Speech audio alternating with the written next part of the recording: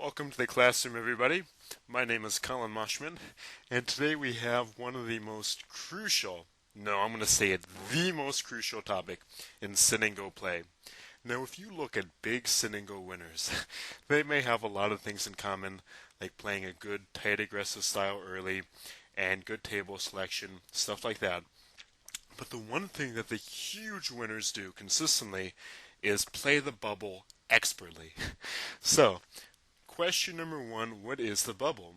Well, if you're playing a 9 or 10 man game with 3 places paid, it's when 4 guys are left. In a 6 man where 2 are paid, it's when 3 is left. And it's that stage when one more guy gets out and everybody else automatically monies. So, the most important things about the bubble are that you've got to play a laggy style. Okay, by laggy I mean loose aggressive.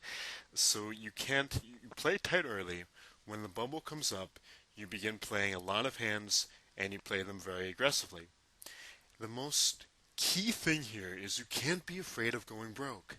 And that's really counterintuitive because everybody wants some money, okay? Clearly you get to the stage and you want to show some cash. But you've got to just take all caution to the wind and go crazy. And the reason for that is because everybody else is super tight now, okay? Even recreational players, most pros, in fact, just overvalue caching from an expected value standpoint, and they play really, really tight. And in general, when everybody else is playing tight, you want to play loose. The bubble is no exception. In fact, it's probably the biggest, whatever the antonym of exception might be. And you've got to be willing to just go crazy and accumulate chips in the bubble. So what these guys are really going to do is this is when they're going to take all the chips in play, okay?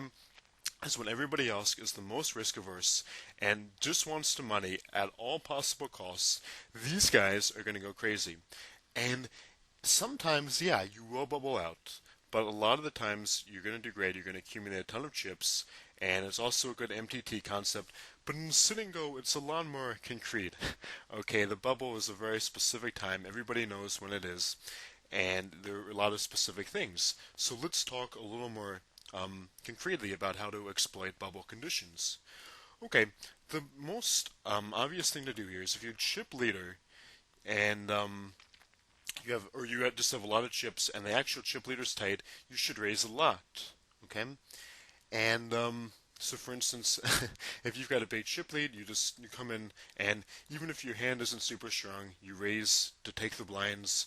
If it's folded to you in the small blind, you raise mercilessly on the big blind, and you pretty much play a very bullying game. So if the guy who's second or third in chips raises, and you have him covered, you can re-raise very widely. And I gotta tell a story now. So we've got this awesome guy in Stoxpoker who's made a couple of member videos. I think he's going to be coaching a little more now too. Deuterino AB. Major respect to Deuterino. And I was watching him play the Sit and Go with my brother, who just started to play a lot of SNGs under the name Ramadura, all out him. And here's the hand, okay? You tell me what you guys think, okay? So it's the bubble, 4 guys left, blinds of 100, 200 with a 25 ante. Ramadura, my brother, raises to 500 under the gun with a stack of around 3,000. The button with 1,000 folds. The small blind, who's the chip leader with around 6,000, folds. And Deuterino AB has like 3,300, has Ramadura just barely covered. And I'm sitting there thinking, no, Ramadura, don't make that raise, because I knew that Deuterino AB was going to re-raise all in very widely. And in fact, that's exactly what he did. He could have had a ton of hands when he made that play, but the reason that he can do that with so many hands is because he knows that Ramadura cannot call that with the button right about to get blinded out. And that's a key thing here, okay? If you raise and another guy re-raises you and another guy's right about to get bubbled out, you're going to lay it down unless you have a premium hand, because when one more guy is eliminating makes you cash, okay, you need a premium hand to call. Maybe jacks are better, ace king, something really strong. So come in very widely when you've got somebody raising and there's a shorter stack who looks to be the bubble boy, and you can threaten this other player. And if the chip leader, it's literally the chip leader, then you gotta understand that you may not be able to threaten him with elimination, whereas he can you, so you've got to be kind of careful. But a lot of guys get overly timid around the chip leader, and the chip leader doesn't want to get crippled either. Okay, so he's going to take more risks, but if you can raise him for a lot of a stack, he's not going to look to just wantonly gamble. So respect the chip leader, but don't overdo it, okay? Now, we get to the idea of calling. So we've said that you should go crazy in terms of shoving and with your pushes, and we're going to be looking at actual hand examples in just a couple of minutes. But what about calling? Well, if you look at the gap, okay, so the gap is David Skolansky's famous concept of the hands that you can raise with versus the hands that you can call with. And the thing is, when you raise, of course, the other guy can fold, and he will very widely at the bubble. He'll fold a lot of hands. But if you're calling, then you're guaranteed to gamble at the bubble, which is exactly what you do not want to do. So let's take a look right now at something a little more concrete to give you guys an idea of just what I'm talking about with this idea. Okay, now we have up the absolute money program for just analyzing high blind, push fold, and call fold sit and go decisions. This is sit and go wizard. And the question now is, let's try to be a little more quantitative and actually look at a hand or two to illustrate the gap in terms of pushing and calling.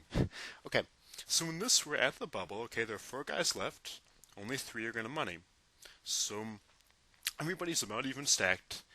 And the question is, it's folded to the small blind, and how wide can he shove into the big blind? So you might say, okay, with pocket aces, you're not telling me much new. Obviously, this is a shove. So let's make this a little more advanced now. Okay, so the idea is that if this guy is shoving aces, he's got to push, and he wins a lot. I go into what these numbers mean in another video. Let's just say for now that anything positive is good, anything above 1 is huge, and a difference of 4 is tremendous. Okay, it's like $40 in a $100 buy-in game. So this is assuming that the big blind calls with 18% of hands. Now the question is that realistic? Well, if anything, I think it actually might be a little tighter, okay? Because if you're tied with everybody else, are you going to call off all of your chips with ace-5, with ace-2 suited? Some guys will. Some guys are actually going to be a lot tighter. Maybe only call here with ace-10 or better, ace-8 suited, mid-high pocket pairs. Some might call a little wider. But to me, this looks pretty good. Okay, so I don't think you're gonna find most guys calling a lot wider than this. And the thing about it is, okay, we should push with aces for sure. But how weak a hand can we push and still show a profit?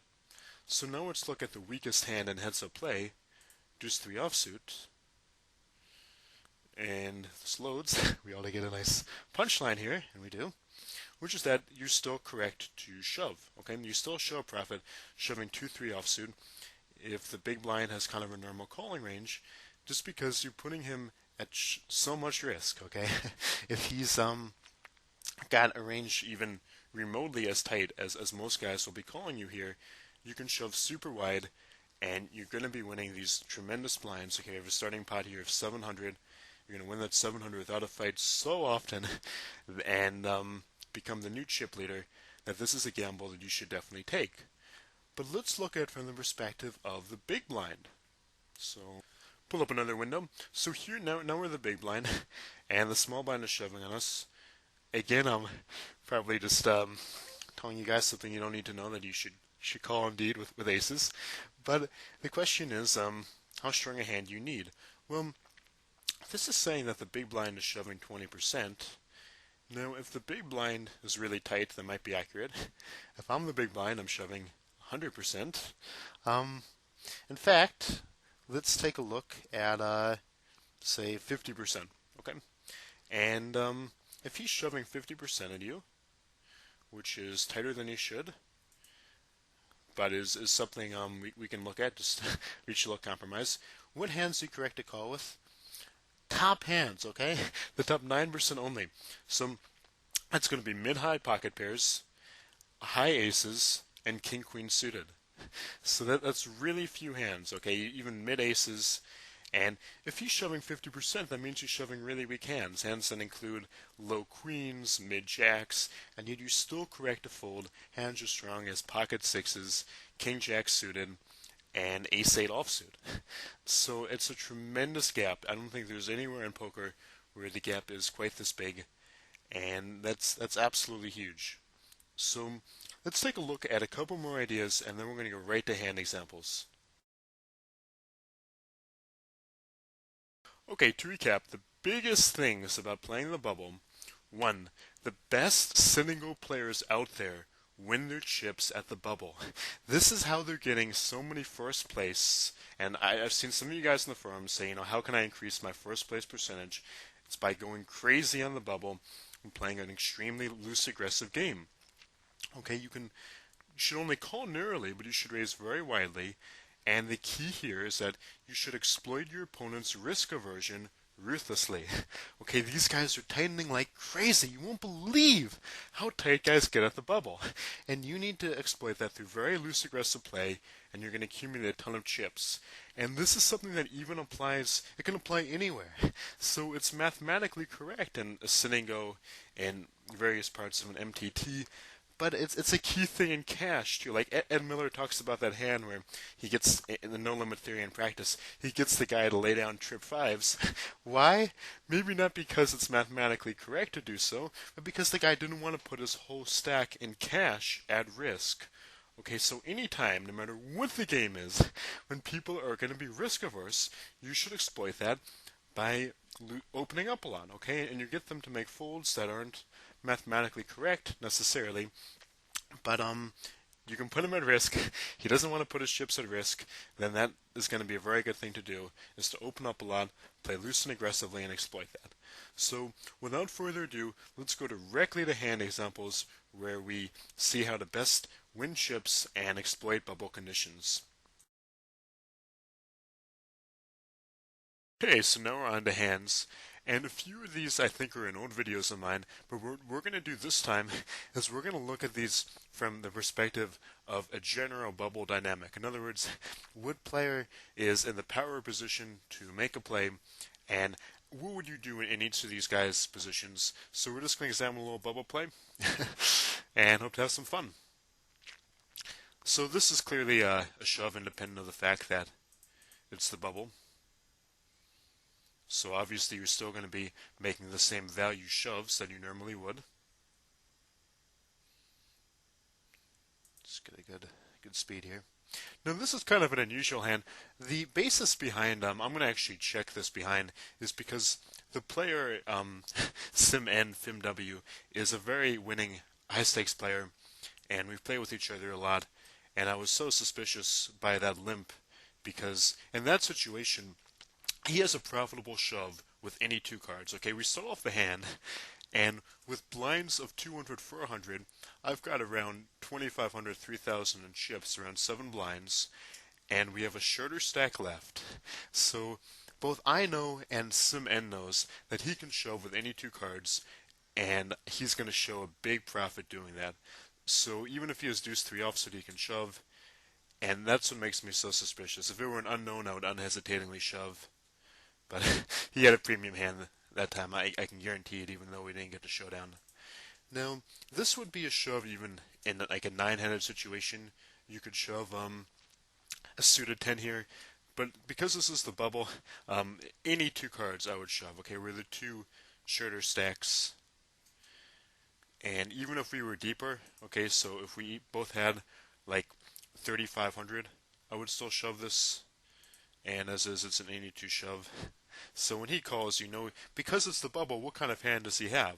Okay, if there were 9 guys left, when he called this, he might have a number of hands, knowing that I might shove kind of widely. Here, even though he knows I'm going to shove kind of widely, he doesn't want to bubble out, so we're not surprised when he turns over a quality hand there. Okay, let's take a look at a few more. And that was in a position when we were not the chip leader, so this will be one where how can we exploit tight bubble conditions as chip leader.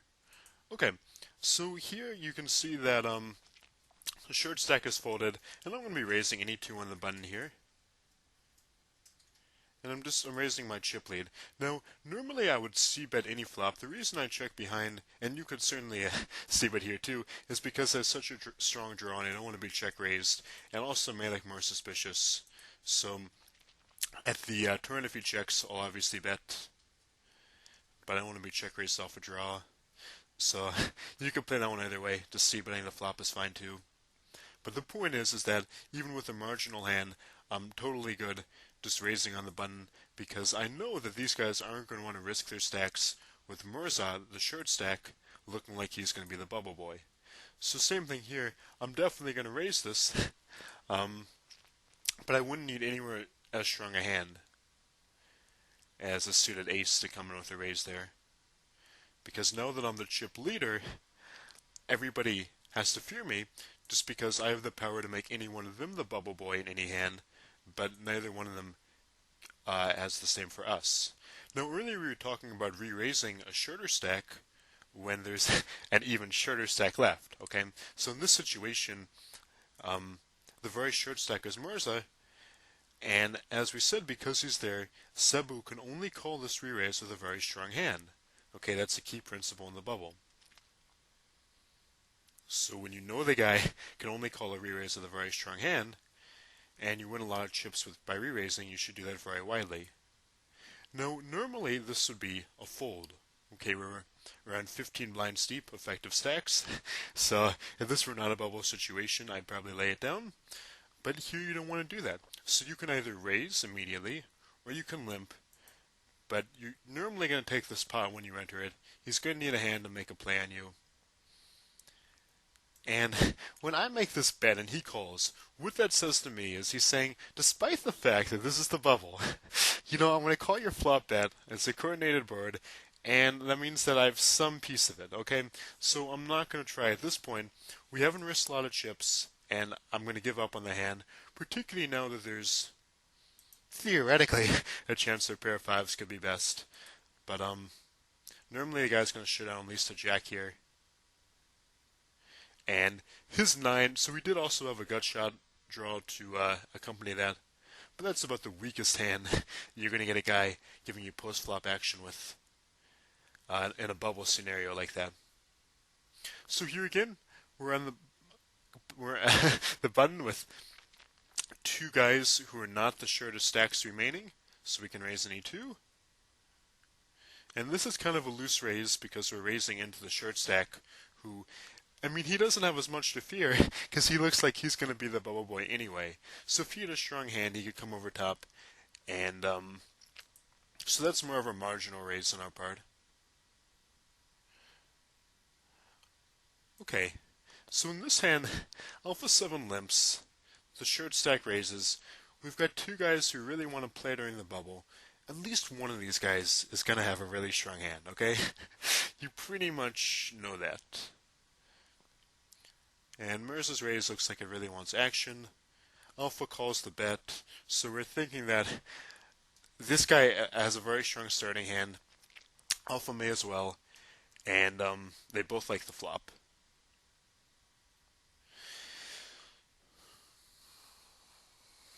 And indeed, that's exactly what's going on. Okay, so Mirza, he knows when he raises to 600, he's going to get called, and it's the bubble. Why would you make a raise that you really want to get called at when you're the bubble, when you're at the bubble? Answer, because you have a premium hand. And if Alpha didn't have, even the pair of queens is kind of weak. We've seen that he's maybe not quite as risk averse as we might see a normal opponent. But he's going to need at least a pair there. And bang, what do we find ourselves in? So, beautiful situation, because this is what we said earlier. We have a raiser, and this looks to be like a normal steel raise, and we've got two shorter stacks. Okay, so what that means is that this guy cannot call a re-raise without a premium hand. Because of that, we re-raise, and this is going to be a very profitable re-steal. Picture yourself in Mirza's shoes, okay? What hands are you calling that re-steal with? If you fold, you almost certainly are going to money with these guys looking like they've got under 10 blinds left. Okay, but if you call, you're putting all your chips at risk. You need a premium hand to call that. And so that's basically how to handle the chip lead, is to be hyper loose, hyper aggressive, and exploit the fact that guys simply cannot call your big raises, and basically run over the table in a situation like that. So what we're going to do now is we're going to move on to another situation when we are not chip leader. Okay. And one sec. Okay, here we go.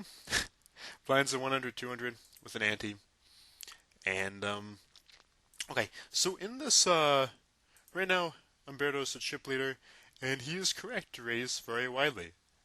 So, at this point, he's chip leader in the bubble, and it's pretty much his show, and he should be raising and re-raising very widely. Okay, so if I were chip leader now, if we switched my stack with Umberto's, I could come in with a raise. I could raise like for a 50.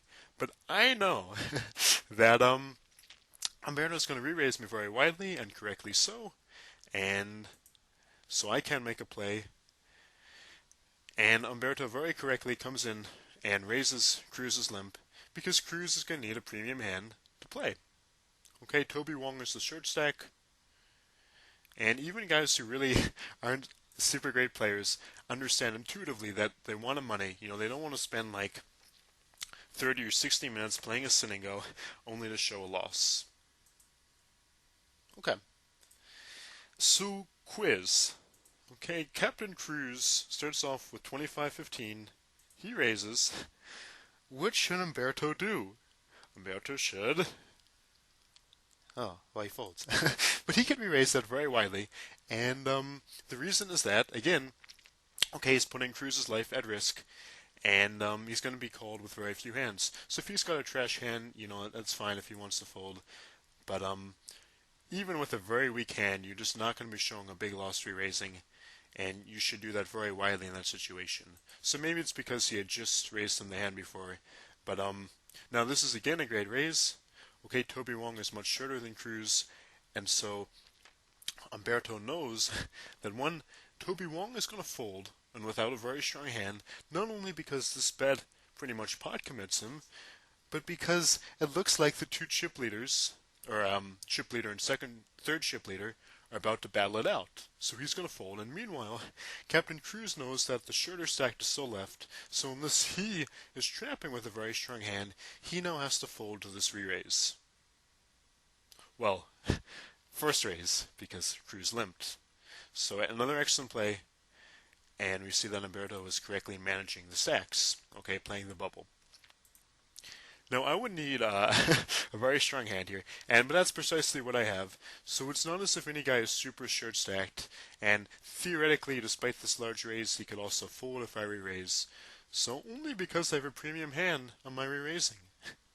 Okay, and that's because, I like to think of myself as a pretty decent SNG player, but it doesn't matter how good you are, okay? You simply can't put all your chips at risk, particularly when you're calling without a premium hand. So it's only because I had a very strong hand and that I was able to play that. Okay, so Umberto could again raise. Now this time, if he does indeed shove, which you can do very widely. He could also check that because he's been raising a lot, and then better raise any flop. But this shoving is good. Okay, so if I were chip leader, maybe I could raise. Certainly not now. And the way this hand is normally going to play out is I'll fold, Cruz or fold, and then Umberto has an 82 card shove against Toby Wong because they're under 10 blinds, and that's going to be pretty profitable anyway, particularly though with him putting Wong's life at risk. Okay, now Cruz raises, Umberto re-raises, and okay, Cruz is not, if he calls, it's for his entire tournament, so we can do that with few hands. And when he folds, Umberto gains tremendously because he wins the 600 raise, the 300 in blinds, plus the 100 antes. He wins 1,000 chips without a fight. That's exactly what happens. And that's not such a bad show because he's been raising and re-raising so often, saying this time I have a hand. Usually you don't want to show, but that's not so bad. Okay, so pretty straightforward. Obviously we can't call. And some aspects of bubble play are similar to normal. I mean, obviously we would never be contesting that bet. And we'll skip in a sec to when the blinds rise. Umberto could shove any 2 there. Okay. So now we have blinds of 200, 400.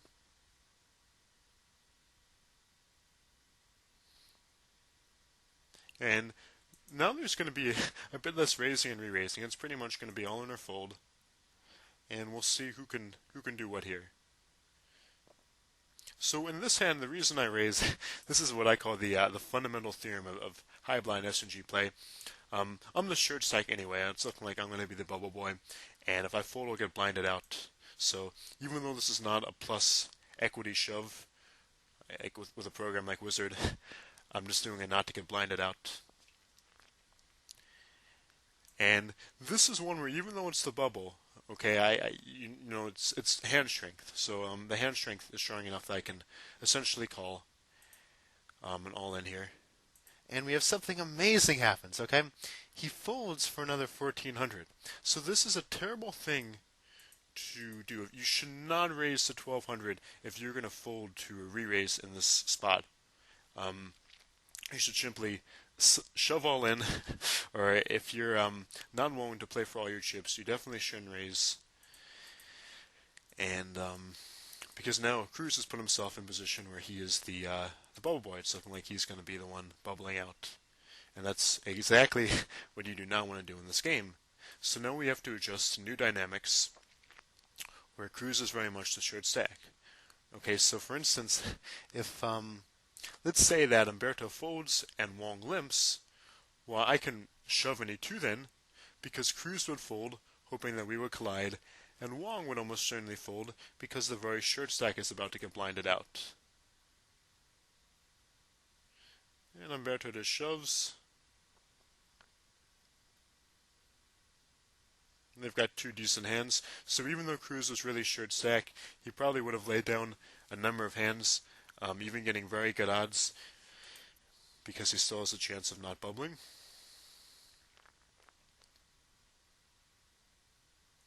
Okay, we'll skip this one.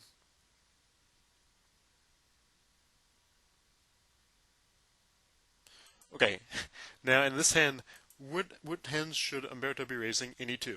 He should be raising in E2 because Toby Wong is be putting his tournament life at stake, and if you've been paying attention, you know that this is the big theme of the lesson, which is guys do not want to risk their entire tournament at the bubble. You exploit that by raising and re-raising ruthlessly at the bubble. So this goes on, and you guys can I'll give you guys a link to where I believe I have the rest of this going on, but the main idea, which you really have to recall, is that at the bubble, guys are very risk averse, and the best sitting go players out there are making their money and getting a really high percentage of first place wins by exploiting this risk aversion and playing fearlessly at the bubble with raises and re-raises. So this is Collin Moshman. I really hope you guys have enjoyed this and learned something. And until next time, have a good one.